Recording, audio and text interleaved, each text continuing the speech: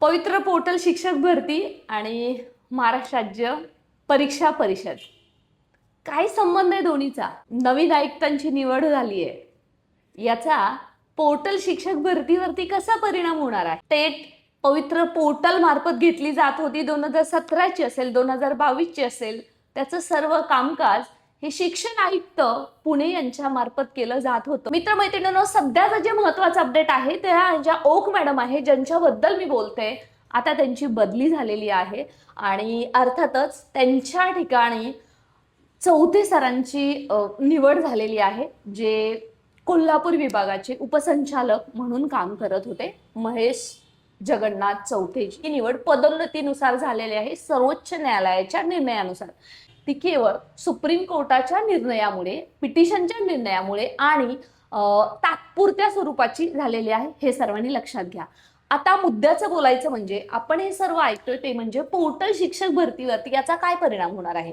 मित्रांनो, 30 डिसेंबर 2025च्या GR नुसार परीक्षा परिषदेकडे सर्व जो टेट 2025चा इथून पुढचा कारभार आहे पवित्र पोर्टलचा, तो वर्ग करण्यात आलेला आहे. परंतु आतापर्यंत त्या दोघांमधली कोणती जॉईंट मिटिंग झालेली नाहीये. आता इथून पुढे खूप चॅलेंजेस असणार आहेत आपल्या समोर, कारण पोर्टलमध्ये फक्त इतक्या सहजासहजी भरती होत नाही. विषय निहाय, संवर्ग निहाय, आरक्षण निहाय बऱ्याच याच्यामध्ये कॅटेगरीज पडतात, इयत्ता निहाय, आणि त्याच्यामुळेच याच्यामध्ये किचकट किंवा गुंतागुंतीची प्रक्रिया जास्त आहे. त्यामुळे येणाऱ्या काळामध्ये शिक्षक भरतीचा जो वेग आलेला होता त्याच्यावरती 100% परिणाम पडणार, याच्याबद्दल कोणती शंका नाहीये. कारण कोणताही अधिकारी असू दे, त्यांना वेळ लागतो. त्यांच्याकडे तर अजून कार्यभार येणार आहे.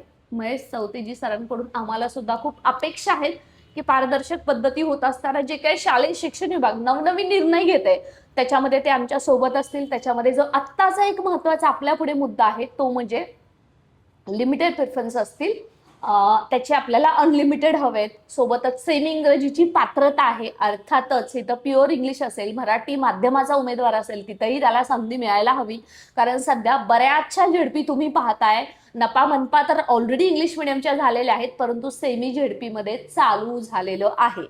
आणि 2 टप्प्यामध्ये भरती आहे. शिक्षण विभागाकडे सध्या एवढा फंड नाहीये, त्यामुळे 2 टप्प्यामध्ये भरती करण्याशिवाय पर्याय नाहीये. सध्या 80% पदभरतीस मान्यता जरी मिळाली असली तरी झेडपी पदं देताना 70%च पदं देतात. त्याच्यामध्ये अतिरिक्तचा सुद्धा बोजारा जास्त आहे. त्यामुळे येणारी पदं किती हे आपल्याला जरी मार्च महिन्यामध्ये जरी समजणार असलं तरी सुद्धा, अर्थातच पदं जरी कमी होणार असली तरी सुद्धा जास्तीत जास्त उमेदवारांना संधी कशी मिळेल याच्याकडे आपलं लक्ष असणं गरजेचं आहे. आणि